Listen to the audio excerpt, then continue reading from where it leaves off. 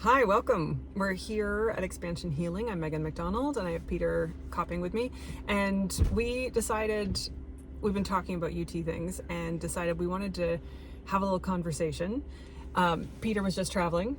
I am going to be traveling shortly. And this is a question that comes up a lot around UT and how to travel with it. Now, I first came to UT practice while I was traveling. So my beginning introduction was, how do I do this in someone else's space? And that was the thing, I had to find a way to work with it immediately. Whereas I know a lot of people who start at home and they're really surreptitious, they're really good at sort of making it be out of sight or that nobody notices what they're doing. They get really nervous when they go to travel to go to someone else's house. And so I guess we'll just sort of jump off from there, and maybe you've traveled, maybe you haven't. Maybe you have a tip that has worked really well for you, and feel free to jump that in the comments. What were you thinking about, Peter? Well, I've been traveling for 2 years without a home base, and I did the same thing about 5 years ago. I traveled for 2.5 years without a home base, and my UT practice began between those two trips. But I've learned that traveling under all kinds of different conditions and situations is completely compatible with UT. But you do pick up a sort of an understanding of the rhythms and maybe some skills and maybe a couple of containers that are better suited. But for me, the big issue that I was worried about that has turned out not to be a problem is maintaining a stock of evolved. And so I was traveling back and forth between India and Canada, and moving around a lot in Canada in the summertime and moving around in India somewhat in wintertime. And what I found is that you can quickly regenerate. You can travel with a stock of aged. Obviously, you don't need to travel with a stock of fresh, and so there's more logistical questions around the aged. But you can collect some fresh and make it aged pretty quickly, as little as a week, and I prefer more like 3 weeks. And of course, 3-week-old is not as potent as 1-year-old, but you have to give up on that expectation unless you're carrying this very small bottle of like your reserve aged, 100 mils or less for the airlines if you're traveling that way. If you're traveling in a car or just on a continent, then you don't have those airline limitations. But I was putting like a 900 milliliters of aged in a Nalgene bottle, plastic Nalgene bottle, and I had absolutely no issues with that. And so I guess just in the way of assurance, if you want to go traveling, you think it's not compatible, it's totally compatible. And then the other thing that comes up is sometimes I stay with people, and I remember in my first year I had a lot of issues around odors. And I also didn't know what I was doing as much. Like I remember soaking my hair in aged and then going out and people saying I smelled like urine. Well, duh, that wasn't very smart, right? So I learned not to do that. But, just with a bit of experience, like I'm sure there are people with different levels of experience listening to this or will be listening to this, but it doesn't actually take a lot of experience, just a little bit of thought, where you can just avoid all of those questions completely. Even if you're sharing a bathroom with people, like I would carry my aged and my fresh into the bathroom, or just the aged or whatever the situation was, and just discreetly leave with it. And I had a little towel that I would, if you don't even, you can even conceal it without much difficulty, and they'll probably figure out eventually that something is up. But probably you're not staying with people who would freak out about it anyway. Maybe that could happen. And that's an important point. Sorry, Megan, I'm just going off a mile a minute. Maybe I should shut up and let you ask something or say something. Well, no, just so I can pick up on some of what you just said about like when you're staying with people. I know a lot of the comments that I get are people saying they're going to stay with their daughter or their cousin or their mother. And these are people where they say, I cannot practice while I'm in their house. I can't do it. And again, part of the point of making, that I want to make in general, is that people do not think that anyone else is catching their urine. They just don't think about it. So if you're doing it, no one thinks you're doing that. It's just not in their radar, unless you've told them. And what I would do at the beginning, I have a little plastic container that I've had since the beginning. So I've had it since 2013, and it was for taking food with me. It was like a little Tupperware sort of container with a lid. And I still use the same one, and I take it with me when I travel. And I like it because I have dropped it before, and I've dropped it on the floor. I've dropped it outside. I've dropped it in the toilet and had to clean it again. So if you're using glass is great, but if you drop it, it could be really difficult if you actually break the glass container. But in people's houses, I have my little container and I catch, and then I use the fresh in the room. I rinse it out and I leave. And often what I would do, because it was just a little circular container, is I would put my toothbrush, my toothpaste, anything else that I had with me that I was going to the bathroom, I took it out with me, and then it became what I was carrying into the bathroom. It was a vessel to carry my things in. Why would anyone think I was doing anything else with it? And so again, if you're very aware of what you're doing with it, no one else is going to make those assumptions. Yeah. Yeah, that's really well said, and really what I was trying to say.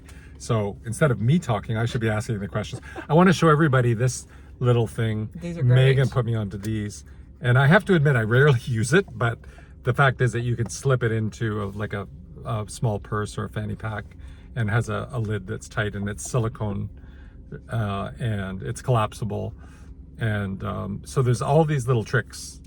These are great to have with you, and as you say, you don't use it much. I don't use it much either, but I like to have it with me because occasionally when you really want to use it, you need it. If you don't have it with you, you can't use it.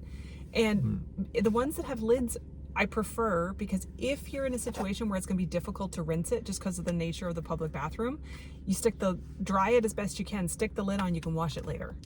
And that's really nice with the lid. And it just keeps dirt out of it too, so you don't have to rinse it before you use it, that sort of thing. So highly recommend. They're not expensive. That's a really great tip for traveling. One of the people that's worked with me for a number of years, she loves to do foot soaks, and she got a larger one of those that's big enough for both of her feet, and it's a collapsible rectangle. And so she'll open that up while traveling, catch enough fresh, put that in there, soak her feet at night, while camping, while on the road, and then rinse it out and off she goes. And that's a level of dedication to foot soaks, because she really loves a foot soak. So I really admire that one. I have not done that while traveling, but most of the time when I travel, I'm staying in a house where I could get a pot from the kitchen, or I could get some other container to soak my feet. But camping, that sort of thing is great. Yeah. And this is the thing, there's different types of travel in terms of what we might use. You just made me think of something else I have in my little bag, and we both have like little travel sized bags with us. So you pulled that out of yours. I'm pulling this out of mine. This I got at a health food store. And it was in the section for people who might make their own